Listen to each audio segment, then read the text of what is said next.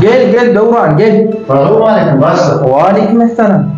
Oğlum başla. İsteyenin tamam. Ağırma Devran o işle. Geç Devran otur. Şu alın işlerini var ya. Şu alın altını ben halim. Gatmaz şeyler var ya. İrvet harika sıraya başla. Devran benim kulağıma değil şovurunga. Orun matara var ya.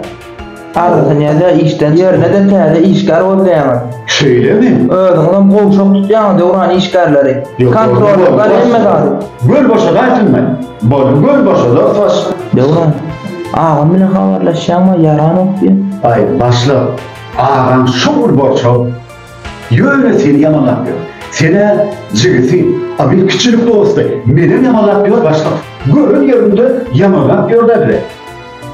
Biz ikimizin ediyen işimizi görülmesini ve diye başla. Onun geçen sefer sizlerin pul dilek geldi.